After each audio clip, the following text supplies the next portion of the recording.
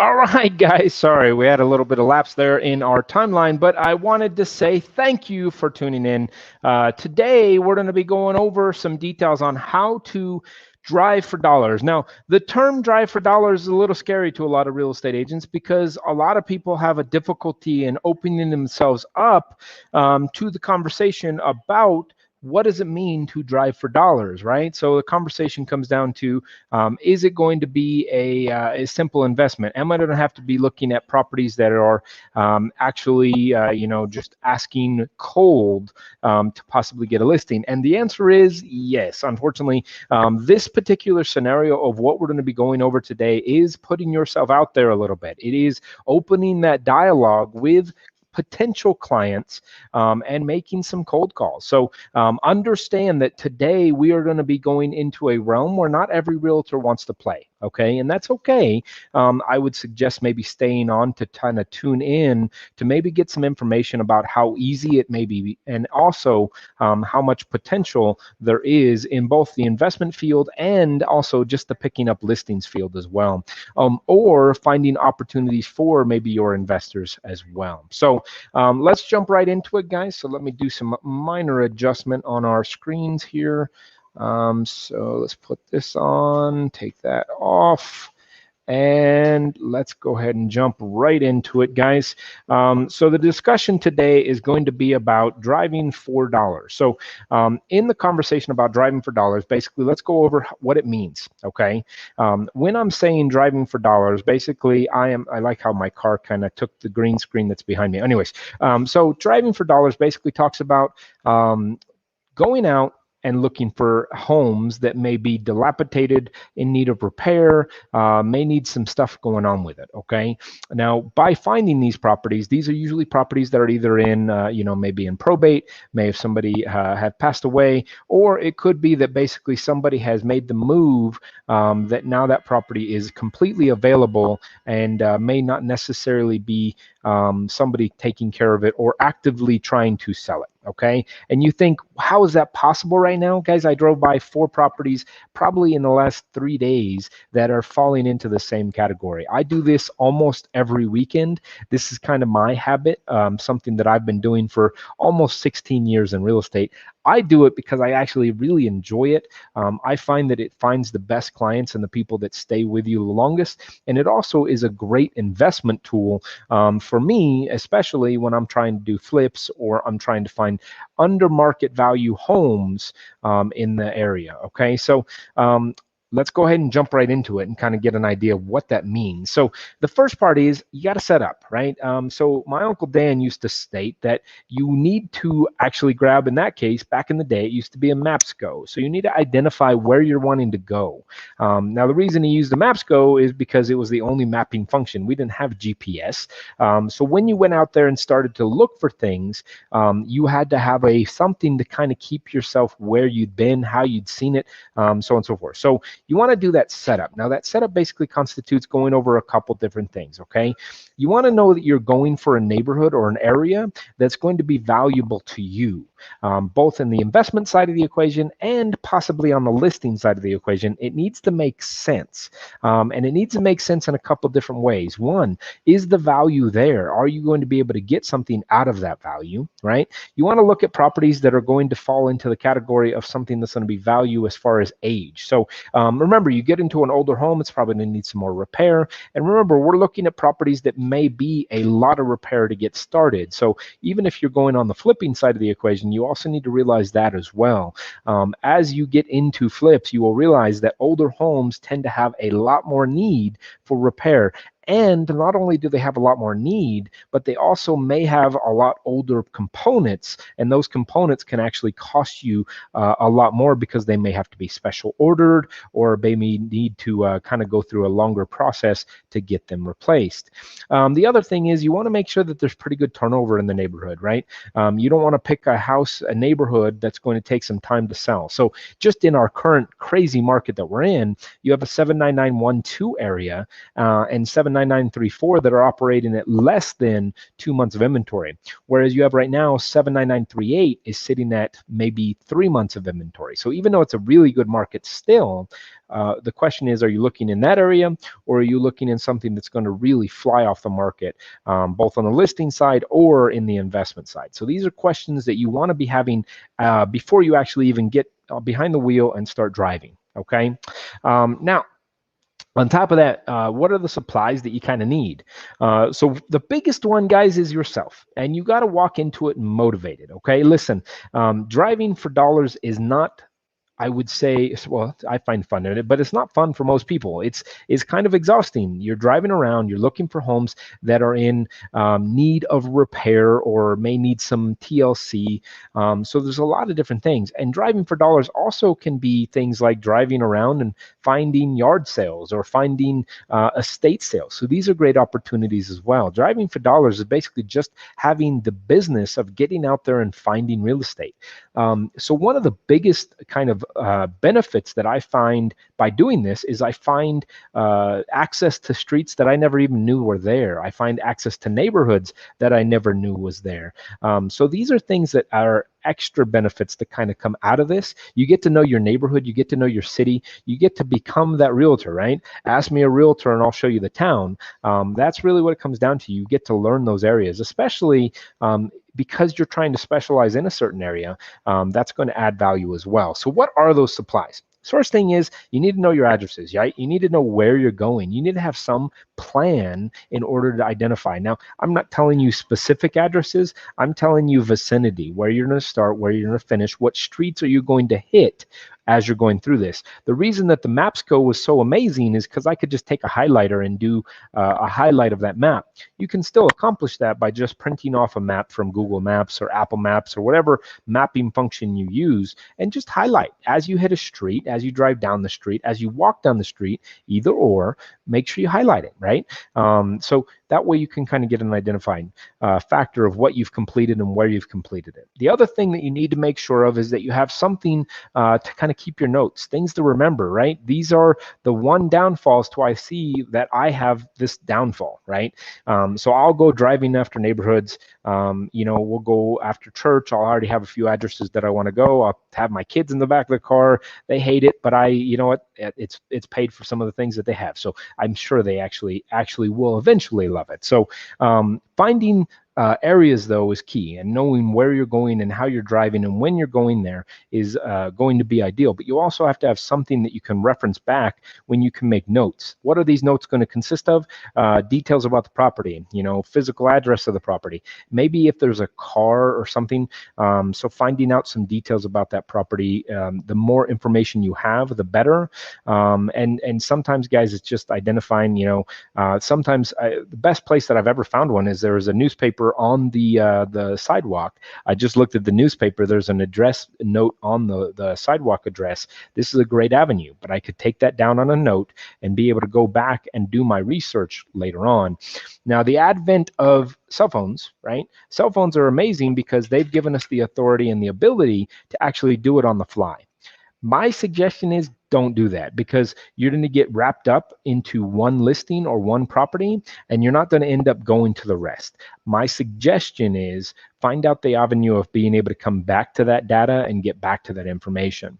The other thing that you want to be taking notes on is maybe knocking on the door to the left and knocking on the door to the right, and maybe across the street as well. See if that person has any contact information for maybe a property that needs some repair or something like that. Because remember, those properties are usually eyesores for the people that live around them. So this might be a great avenue to get good contact information. And if not good contact information, at least have good resources to put into your notes when you get back.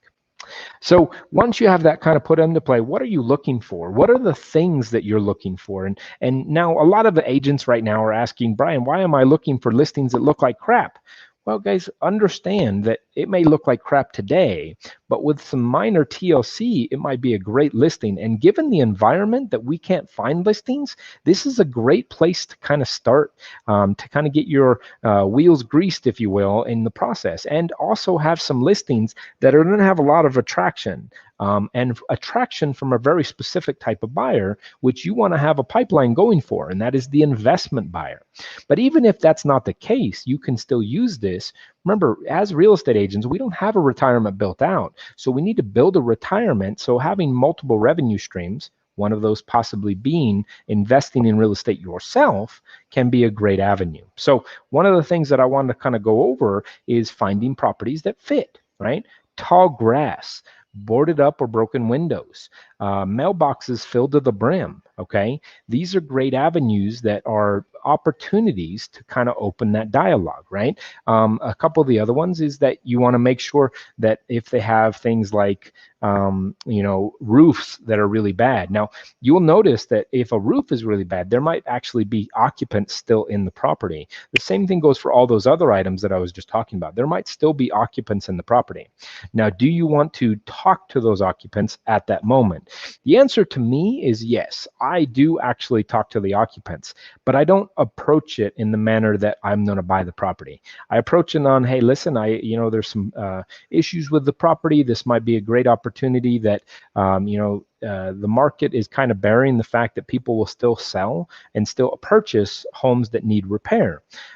Just simple communication. A lot of times just asking, hey, I noticed your roof is having some issues. Would you like a vendor to possibly help it out?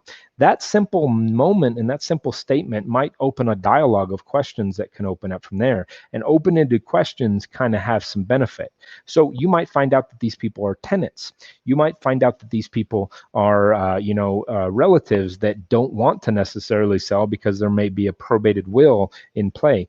Lots of things open up, but you have to ask the right questions. You have to kind of probe a little bit into the conversation to make sure that you're getting good content back out of them. And remember, this is why you have your notepad. This is why you're taking down these notes so you can respond and give information back.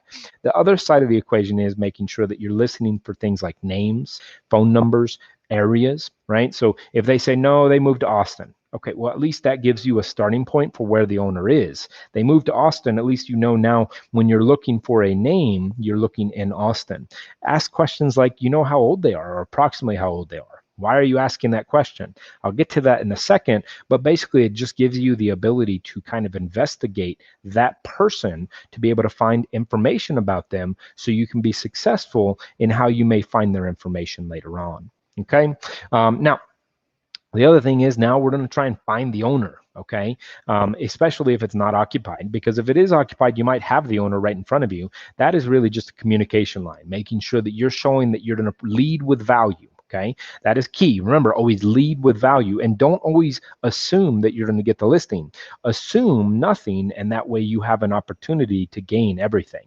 You want to make sure that you're going after the information the appropriate way. We recently talked to an owner that had purchased a property, and they found out after purchasing the property, this was a multi-unit complex, that the property had very few toilets in it, that had almost no repairs done over the last year, but they had bought it as an investment.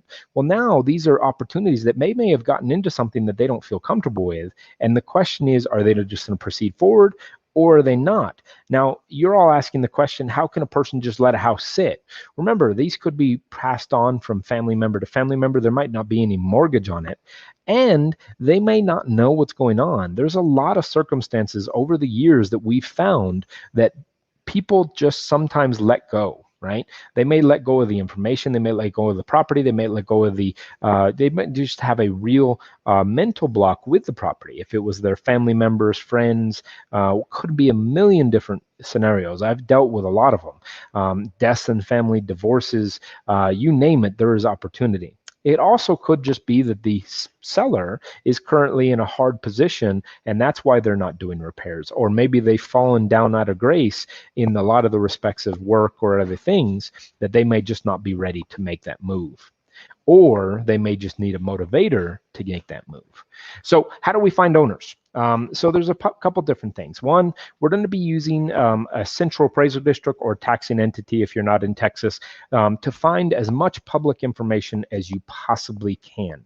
So you're going to get things like georeference numbers, basically find potentially any tax IDs or anything like that, so you can find information about said owner. There's a lot of places that you can find information. Public record is a great place to start. There are some paid options that I'll go over in a second, but public record is a great place to start. Now, we don't use phone books like we used to, but yellowpages.com is still a great avenue to find information about somebody. Also, just typing it into Google might be a great opportunity to track down some information, things like emails, things like phone numbers, where they work, what they do, LinkedIn, Facebook. These are all great avenues. Social media has kind of replaced the phone book nowadays, whereas before we would just crack open a phone book and see if we could find information about a person. Now that social media aspect or just Google content is a great avenue. Now, we need to know the property location. We need to know all the details that we're going after. Remember, we've taken all this information down. We've hopefully talked to a few neighbors, gotten some additional content. Now we need to actually take it into finding if there's any prior owners. Now, why do we want to find prior owners? Is because this might be the avenue of being able to find that person. So the beautiful thing about a lot of public data information is if we have prior owners information, we can sometimes find future owners information or find a line. So I'll give a for instance, death certificates. So death certificates will often have the next of kin or the executor of a will contact information on that death certificate. So using that public record to identify how to get to the next person in the line can be a benefit and can have a lot of value in that process. Okay. Now, legal description is key. Knowing where you're at, knowing the details, because that public information, things like the county websites or public reference websites sometimes will use legal description rather than just the physical address or mailing address of that property. Find them, right? You got to be a sleuth in this method. You got to be a detective. You got to look in sources where other people wouldn't be looking. Now, is this going to take some time? Is it going to take some energy? Of course it is. If it wasn't, it wouldn't be a valuable resource. But remember, these listings will sell fast, or if you decide that you want to flip them, there's a great opportunity for turning these listings into amazing flips that can have a tremendous amount of value to your bottom line. Now, what are some methods? I use personally a place called Ben Verified. This is a web phone app, or you can get onto it on a PC or Mac. You can type in the information. You can find a slew of information about things. You can find where their prior addresses are. You can find birth dates, you can find ages, you can find all kinds of things about this person. You can also find criminal records, excuse me. So that's one of those things that you never kind of thought about. But I actually was driving around a neighborhood. I found a property. Turns out the person had actually been thrown into prison.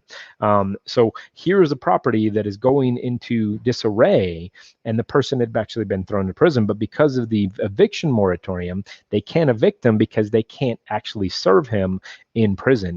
It's a very weird place, but I was able to find some information about a next of kin that was going to help me get in contact with the person. Does it turn into something? I don't know. And that's one thing that I want to kind of pause for a second, is that all this information, remember, you're building a pipeline. This is not all going to come all at once. Some listings list right away. They're like, yeah, I want to get rid of it. I need some money out of it right now. But not all of them will be. So understand that sometimes these take some time and they will take energy to actually put in. That way they can pay off in the future.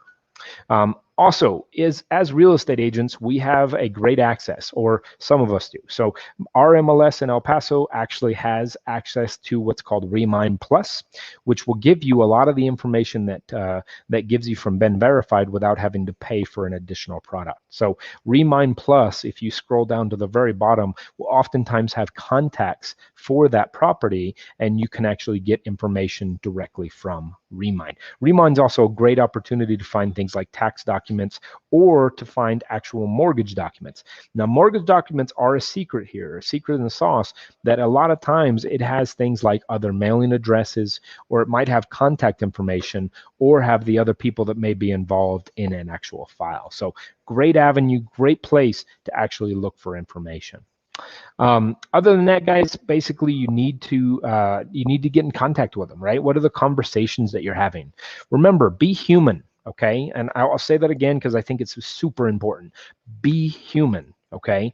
Understand that a lot of times these homes are falling into the fashion, and this is why a lot of agents don't like to play this game, but they're going to be dealing with things like death, divorce, the bad things in life, right? That's what actually usually leads to some of these situations. Foreclosure, delinquency, loss of job, these types of things will lead to these properties being like this, or just lack of money, right? Why do people not take care of the roof? Because maybe they don't have the money to do that. But remember, as you're providing value, you can actually help this person into a better place in their life by offering solutions. And that's the next part, right? Be human, but offer solutions. If you offer solutions, sometimes they might not pay off in the long run. And you have to be okay with that. If you're okay with that, you will have value added to you. I've had tremendous amount of referrals come to me because when I drive for dollars, I'm human. I bring out value to people. I offer them solutions. I've also helped them with things like loan modification or other details. I'm not always in it just to get the property. Sometimes adding that value and leading with value can have a tremendous benefit in the background. So, like I said, tons of referrals that have come because I led with value. Now, once we actually do that connection, we also need to make sure that we kind of walk through the chain of what's going on with that transaction. Make sure that you know all the details, because these are one place that you can actually get yourself in trouble if you try to sell a property that maybe doesn't have clear title or maybe has a bad chain of title. So there's a lot of questions that you need to arise that instead of a traditional listing that may come up to fruit, because these are things that actually will catch you off guard at the very end of the transaction. Guys, the point is that all this put together comes down to one simple fashion, right? If we can provide value for people, and we provide value in a sense that people want to work with us, the end result is going to be that you're going to be providing value to people, and that value will pay itself off in dividends back to you, whether that be as an investment, whether that be as an opportunity for a new property that you can help sell. Just leading that point with value to be able to give people peace of mind in a scenario where they're terrified. Remember, guys, people are terrified in these situations. They're also probably, we talked about it a minute ago, one of the classifiers is things like packed mailboxes. They're not paying attention to their bills. That's sometimes where they got into the situation in the first place. And people, the moment that they start falling behind, start hiding from bill collectors. Offer solutions to that, offer opportunities to see where there's tremendous value. Okay. And guys, hopefully this was some value to you. Remember, this is not for everybody. I personally really enjoy this. One, for the opportunity that it gives me, but two, I get to see the neighborhood, see the houses, and you'll cease to be amazed by what properties you will find. I found a property, my best one, my white elephant, if you will, was a home down in Sunset Heights. I actually didn't. This driving for dollar was actually based on the tax sheet. So I received a tax sheet for a property. I went out to the property. I met with the owner. And I just had a conversation with him. He was in a bad situation. He had taken the home from his mother passing. He was just in a situation where it didn't work for him anymore. He was delinquent on his taxes, and he was actually going to go up for the tax sale. So I had a conversation with him. I talked him through it. We ended up coming up to the solution of what number he needed to get into another place. We ended up going with what is called a net listing. So we took a commission based on if I can get more than that, that's great, which was beneficial for me, but it was also really beneficial for him. And to this date, not only did I get that listing, that was an amazing listing, sold in like 3 days. And this was in the market was actually really stale, but sold in 3 days. But on top of that, he got everything he needed, and he's been a tremendous referral source over the years. I was able to learn a ton of information about tax sales and how to get through them. And that's one thing that is kind of that extra benefit, is finding the knowledge of how to work through these process. and it tests your script. Guys, remember, every time I go out on the weekends, I test my script because I ask neighbors. I've gotten listings from talking to neighbors.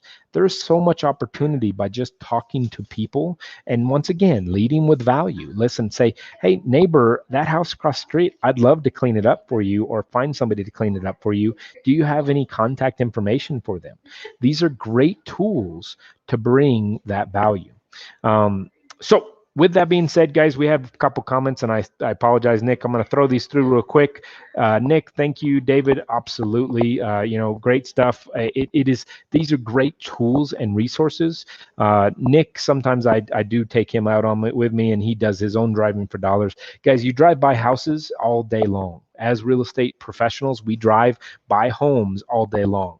And this does not have to be a specific timeline. It could just be as you're showing other properties.